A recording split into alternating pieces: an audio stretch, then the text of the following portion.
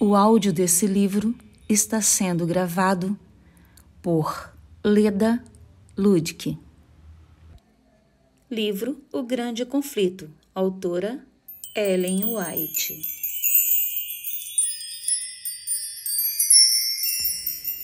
Antes de eu iniciar a leitura deste novo capítulo, eu quero convidar você a pausar o vídeo e buscar o seu livro para realizar a leitura junto comigo.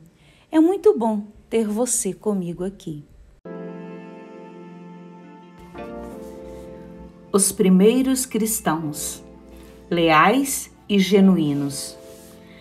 Jesus revelou aos discípulos a experiência de seu povo desde os dias em que deveria ser tirado dentre eles até a sua volta em poder e glória. Penetrando profundamente no futuro, seus olhos distinguiram as ferozes tempestades que deveriam açoitar seus seguidores nos vindouros séculos de perseguição. Mateus 24, versos 9, 21 e 22. Os seguidores de Cristo deveriam percorrer o mesmo caminho de humilhação e sofrimento atravessado pelo Mestre. A inimizade que houve contra o Redentor do mundo se manifestaria contra todos os que crescem em seu nome. O paganismo previa que, se o Evangelho triunfasse, seus templos e altares desapareceriam. Acenderam-se, pois, as fogueiras da perseguição. Os cristãos eram despojados de suas posses e expulsos de suas casas. Muitos deles, nobres e escravos, ricos e pobres, instruídos e iletrados, foram mortos sem misericórdia. Começando por ordem de Nero, as perseguições prosseguiram durante séculos. Os cristãos eram falsamente acusados como causadores de fome, pestes e terremotos. Informantes por amor ao ganho, prontificavam-se em trair os inocentes, acusando-os como rebeldes e pestes da sociedade. Muitos deles eram lançados às feras ou queimados vivos nos anfiteatros. Alguns eram crucificados, outros eram cobertos com peles de animais selvagens e lançados à arena para serem despedaçados pelos cães. O sofrimento deles, muitas vezes, era a principal diversão das festas públicas.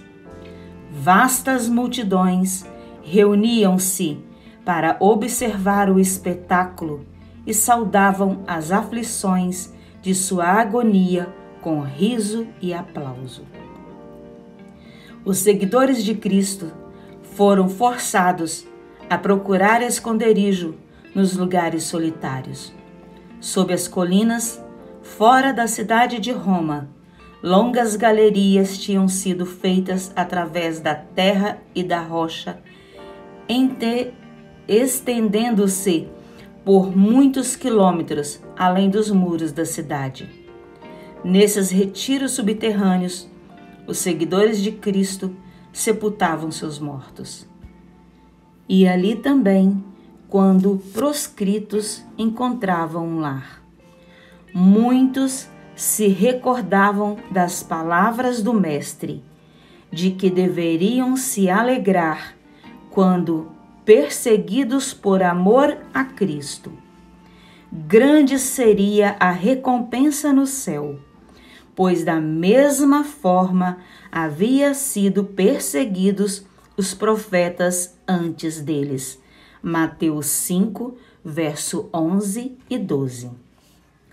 Cânticos de triunfo subiam entre as chamas crepitantes. Pela fé, viam a Cristo e os anjos contemplando-os com o mais profundo interesse e com aprovação, considerando sua firmeza. Uma voz lhes vinha do trono de Deus: Sê fiel até a morte, e dar-te-ei a coroa da vida. Apocalipse 2, verso 10. Os esforços de Satanás para destruir pela violência a Igreja de Cristo foram em vão. Aqueles que serviam a Deus eram mortos, mas o Evangelho continuava sendo pregado, e o número dos que aceitavam apenas aumentava. Disse um cristão: quanto mais somos ceifados, tanto mais crescemos em número. O sangue dos mártires é semente. Dessa forma, Satanás formulou planos para lutar com o maior êxito contra o governo de Deus, hasteando sua bandeira na igreja cristã, esforçando-se por obter pela esperteza aquilo que não conseguira alcançar pela força. Cessou a perseguição. Em seu lugar foi posta a sedução da prosperidade temporal e honra mundana. Idólatras foram levadas a aceitar parte da fé cristã, enquanto rejeitavam outras verdades essenciais. Pretendiam aceitar a Jesus como Filho de Deus, mas não possuíam a convicção pelo pecado e não sentiam necessidade de arrependimento ou mudança no coração.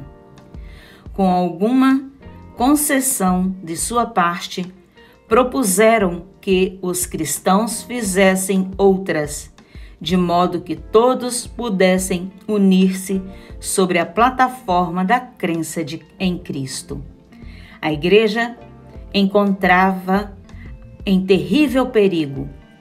Prisão, tortura, fogo, espada eram bênçãos quando comparados com isso. Alguns cristãos permaneceram firmes, outros eram favoráveis a que se modificasse alguma característica de sua fé. Sob a capa de protenso cristianismo, Satanás insinuou-se na igreja a fim de corromper-lhe a fé. A maioria dos cristãos finalmente consentiu em rebaixar a norma. Formou-se uma união entre o cristianismo e o paganismo.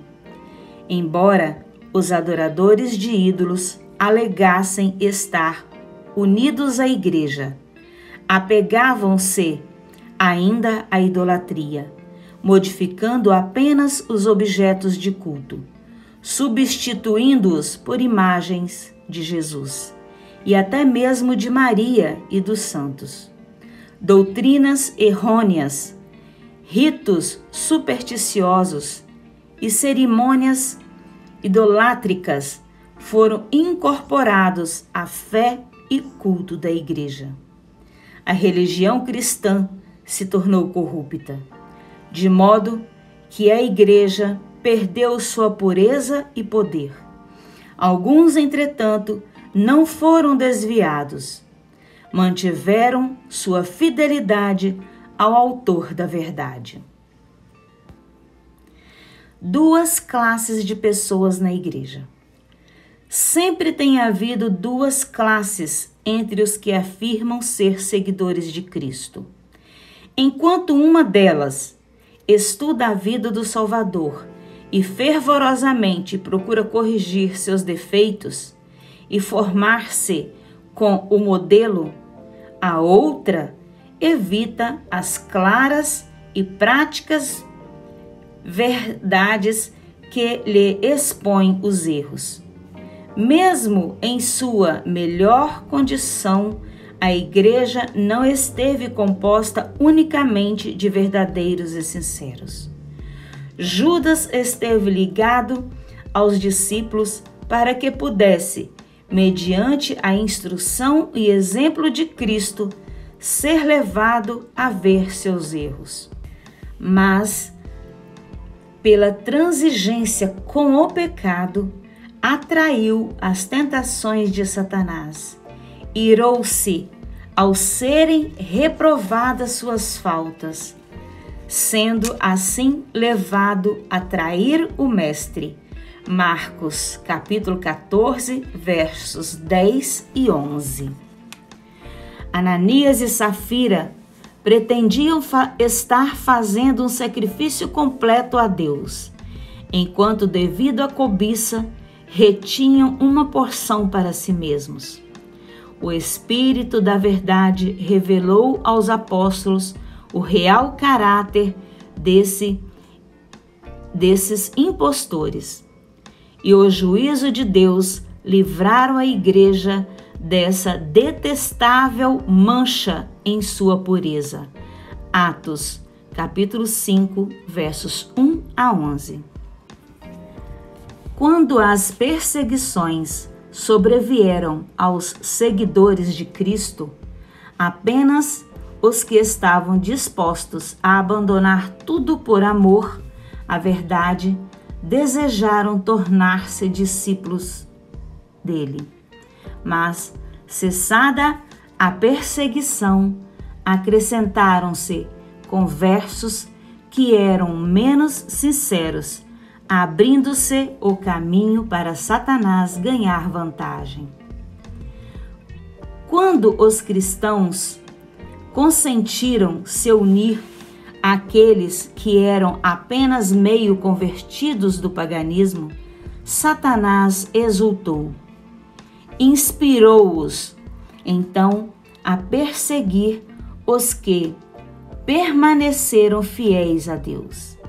Esses cristãos apóstatas, unindo-se aos companheiros incrédulos, dirigiram seus ataques contra os aspectos mais importantes das doutrinas de Cristo.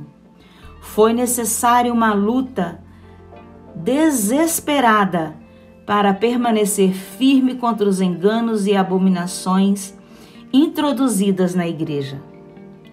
A Bíblia não era aceita como a norma de fé. A doutrina da liberdade religiosa era considerada heresia, sendo proscritos os seus defensores.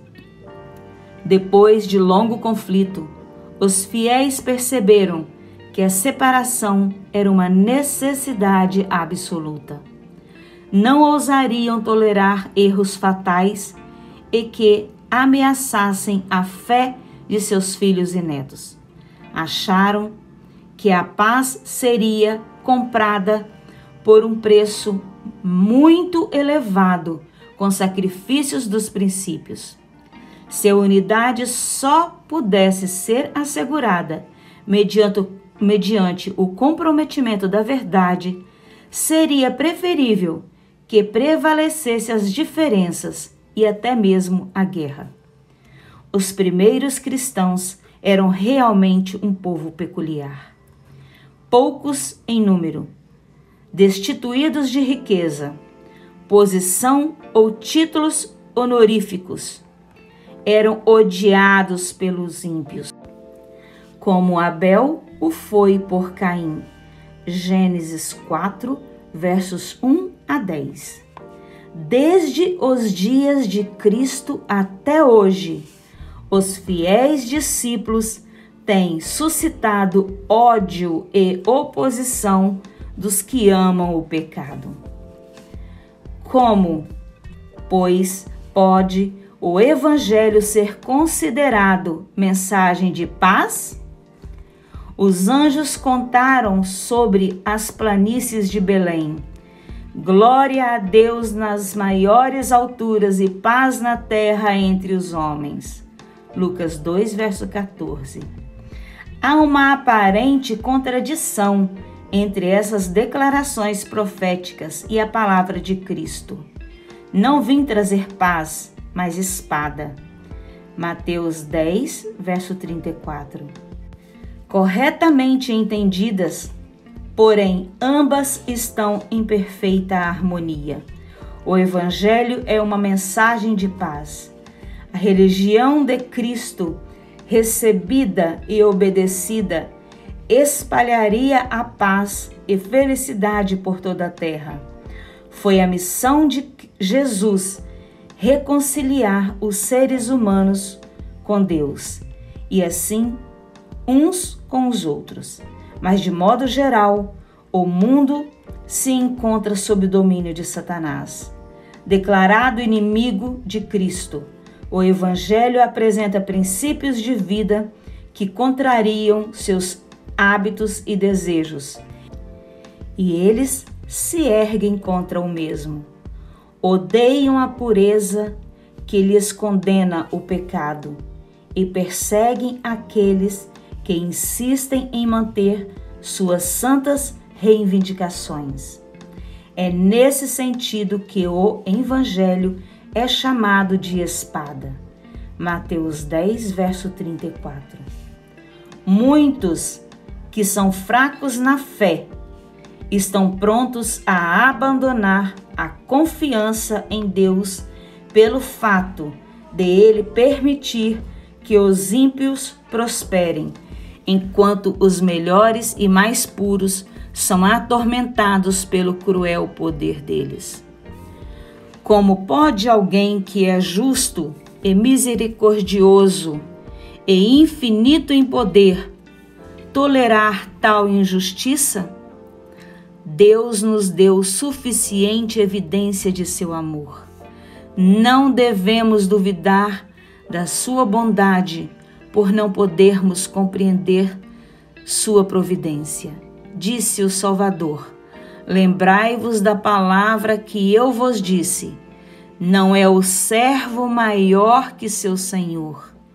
Se me perseguiram a mim, também perseguirão a vós. João 15, verso 20.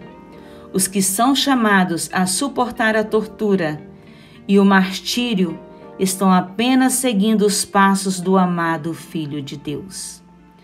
Os justos são postos na fornalha da aflição para que possam ser purificados, para seu exemplo possa convencer a outros da realidade da fé e piedade, e também para que sua coerente conduta possa condenar os ímpios e incrédulos. Deus permite que os ímpios prosperem e revelem inimizade contra ele, de modo que todos possam ver sua justiça e misericórdia quando eles forem completamente destruídos.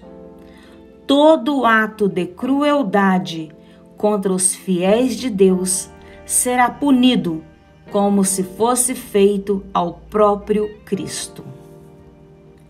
Paulo declara que todos quantos querem viver piedosamente em Cristo Jesus serão perseguidos. 2 Timóteo 3, verso 12. Porque, então, parece que a perseguição está grandemente adormecida? A única razão é que a igreja cristã se conformou aos padrões do mundo, de modo que não provoca oposição. A religião de nossos dias não é a do caráter puro e santo que assinalou a fé cristã nos dias de Cristo e seus apóstolos. Pelo fato de que as verdades da palavra de Deus são tão consideradas de maneira indiferente, por haver tão pouca piedade vital na igreja, é que o cristianismo é aparentemente tão popular no mundo. Haja reavivamento da fé da igreja primitiva, e os fogos da perseguição serão novamente acesos. Eu aguardo você para a nossa leitura do 3º capítulo em breve. Até o nosso próximo vídeo. Que Deus abençoe a você e toda a sua família.